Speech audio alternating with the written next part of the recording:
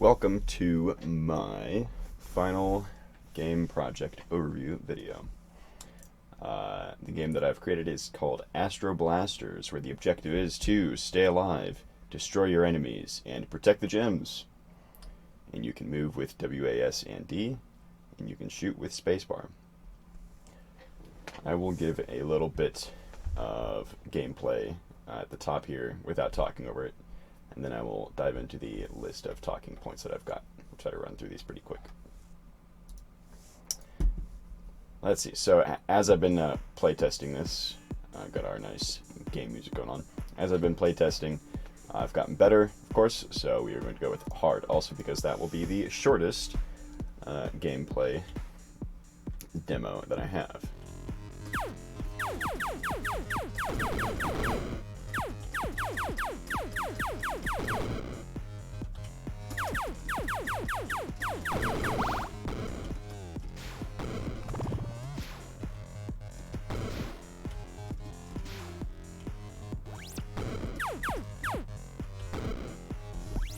Get a mess out of the way.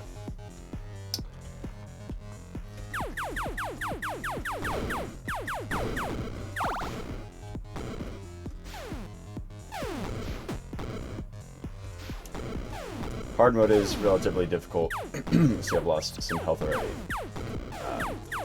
But again, the game is essentially a wave survival. Health is maintained across levels. So I have 9 in level 2, now level 3 will stay at 9. Gems are recovered, however. Gosh, a lot of greens are spawning right here. Oh, thank goodness, health. Oh, watch out. Not another one. Recover health right there. You're losing gems as they go off the screen with them, but they are restored for the next wave.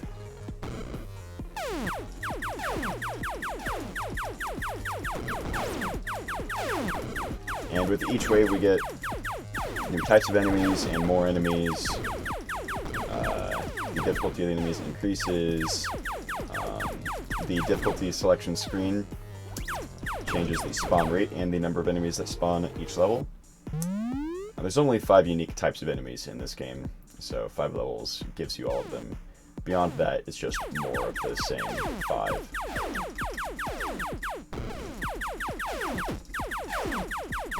And this is where the game gets pretty difficult. And some power-ups would be nice. Give me a wrench. Well, this demo's gone on for longer than I expected it to. Let's see, we'll just get the game over screen here. So that is game over. You can die to gems, you can die to health. The game stops when you die, of course, and you can restart. And then you can choose a new difficulty. So I'll show off the difficulty right now. We can see that planets are spawning randomly with new game, with the start of a new game. So it's a different game every time you play it. And of course, with difficulty set to easy, there are few reds, and they are slow to spawn, so they're much easier to take out.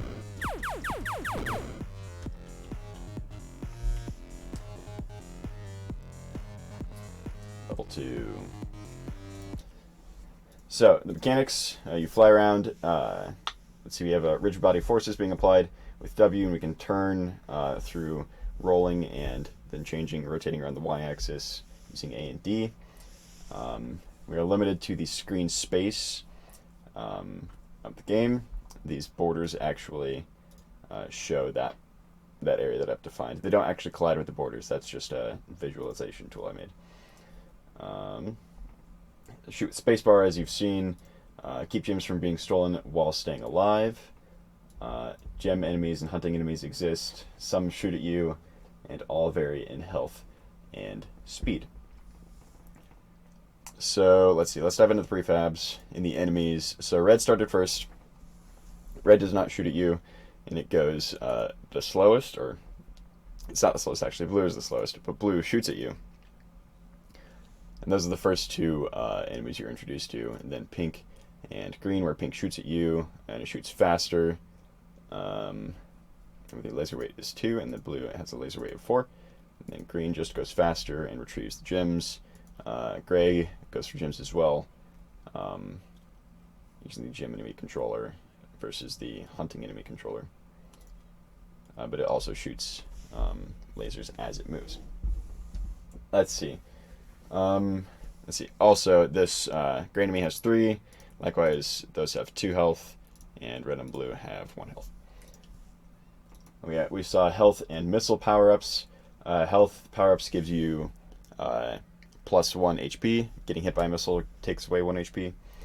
The missile power-up gives you, I think, 8 seconds where you can shoot automatic, like basically heat-seeking missiles. So you don't have to aim for 8 seconds. And then we saw when we spawned into the game, we have randomized configurations for each playthrough. That's randomizing planets that we can physically collide with that also damage enemies in case they get caught behind it. So we'll load up one of these. So there are some planets. We'll load it up again. And some more planets. So I thought that was cool. So those are about all the mechanics that exist in the game so far. Well, I say so far. This is the product. In the GUI, I think we saw all of it. There's a start screen with the difficulty selection. And then in the difficulty, medium is 2. Let's just choose easy. Difficulty is 1. Game is start.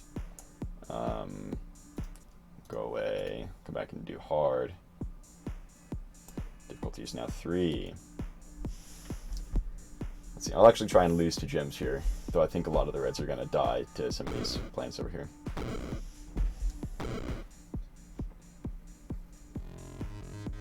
Just to show off all the different mechanics that we've got here.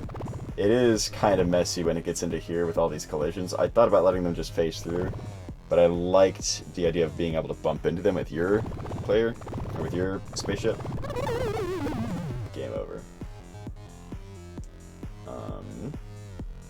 So yeah, two game over instances, and they continue to go out of the frame and collide with their scoring zone after the game is over, so you can actually go negative gems, but I'm okay with that. Anyways, start screen with difficulty selection. The game info is portrayed up here with live updates while you play. The level text is shown when you complete each level. So we saw level 1, level 2, level 3.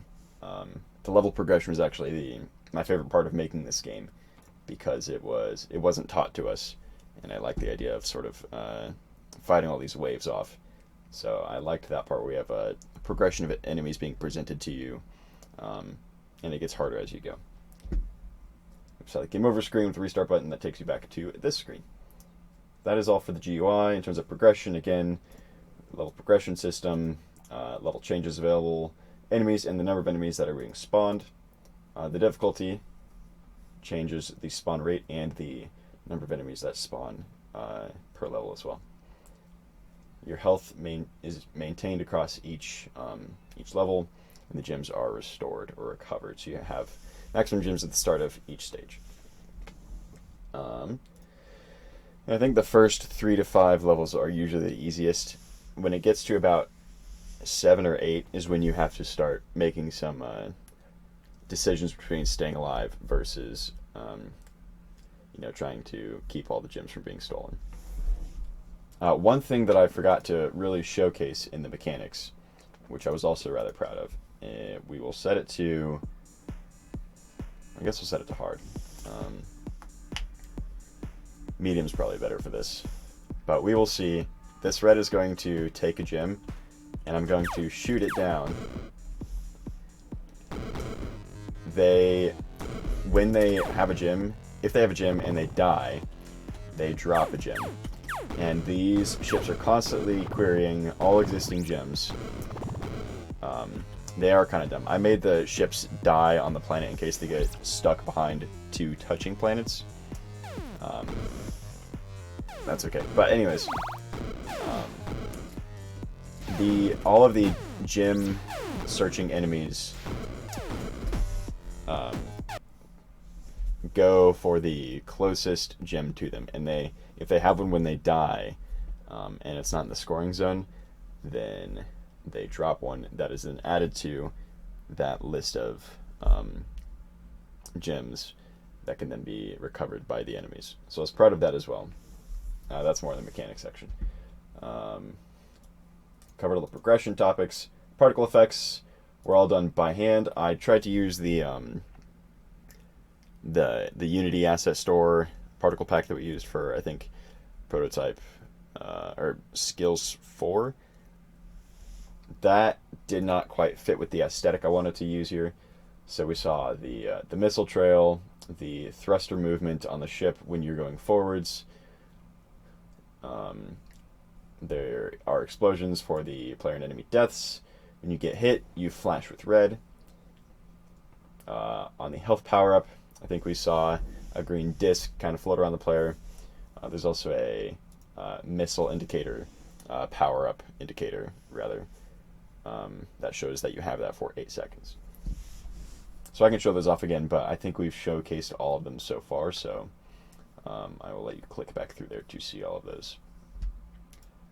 In terms of music and sound effects, I guess, so first of all, I'd like to thank my brother for making the spaceship model, actually. He was making his own game a couple years ago, and I asked if he still had it lying around, and it was on his GitHub. So I've borrowed the ship models from him.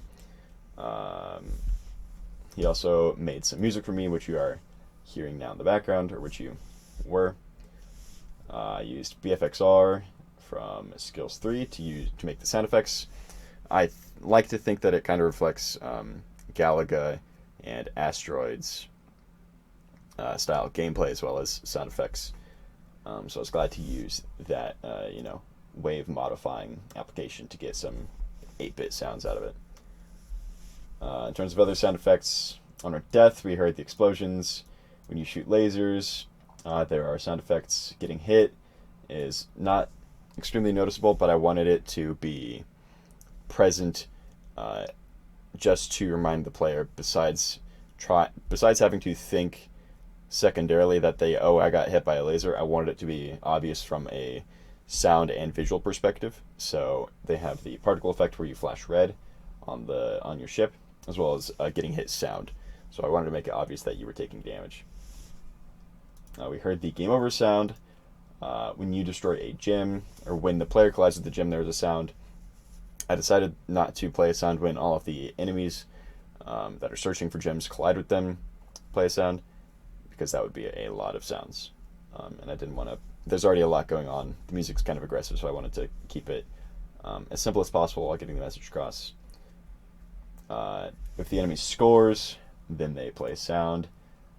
There's also a sound for a health power-up and a missile power-up. So I will actually try to get that enemy score sound right now for you, because it's not always obvious. Reflecting asteroids a lot is the sort of the thrust flicker when you move forward. That reflects asteroids a lot. That was an enemy scoring right there. Particle effects with them colliding into the gem like that. But when I hit it, it means that I've recovered it. Not that it gets added back. Maybe that would be a smart way to do, gem score per level. Instead of just resetting it to 10, it would be to make you collect them afterwards. That's besides the point, though. The mechanics exist. We can play around with the rules later. So that's all for the music and the sound effects. I think we've hit all of them so far. We've heard them all, so click back through if you'd like to see them again. Overall, this project solidified all the things that we've learned during the course for me personally, from the sound and the particles to instantiating different game objects, having user inputs, adding this UI to the game was very interesting, along with game object interaction with all the lasers and such. One big thing for me, I guess, was on these particle prefabs. You know, when the player dies or an enemy dies, and if you were to call a particle effect that exists on that game object, but it's destroyed, then it does not, continue. It does not exist and then go on because it's being emitted from a non-existent game object.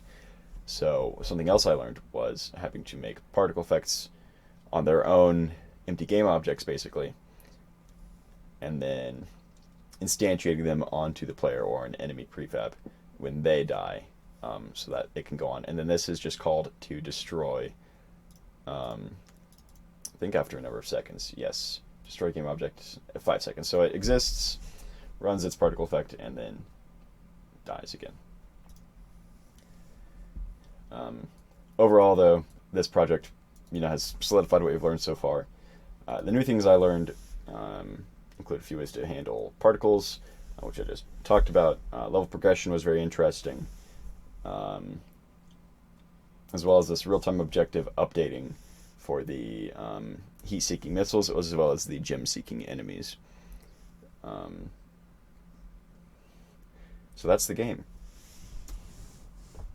Had a lot of fun making it. I'm proud of it. Don't know if I can sell it. Probably won't. Probably won't try to, I guess. But I like it. I'm going to keep it in my back pocket. I might put it on YouTube, who knows. I'll give a little more gameplay.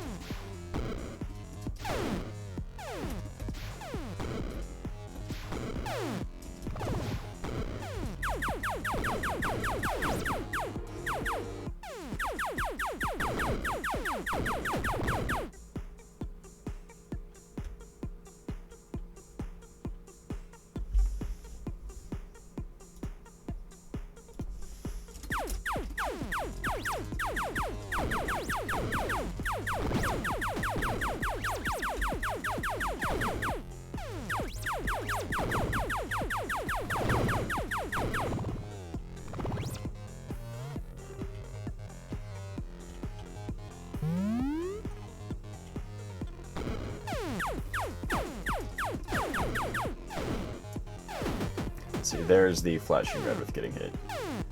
I like it especially. Just gonna try and show it up next to a planet, because essentially what it is just a static particle effect inside, or it's like right on top of the vehicle, that it has a light attached to it, and the light is intensified 500 times when it is called by the particle effect. So I like that one as well. One more thing to show off, I guess, was the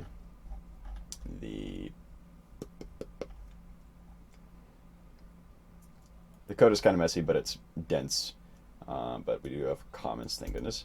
So if the game is not over, I'm showing off the wave spawning method here. If the game is not over, let me see.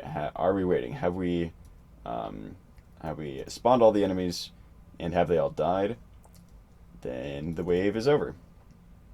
If the enemies are not all dead yet, then we keep waiting. And then we run our spawning routine,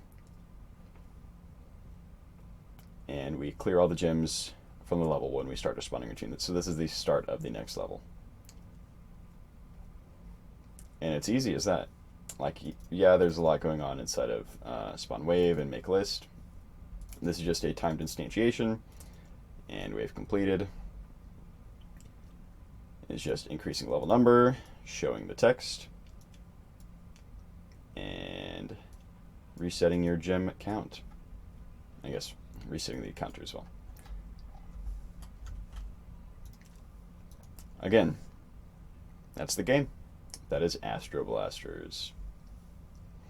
Thank you for watching.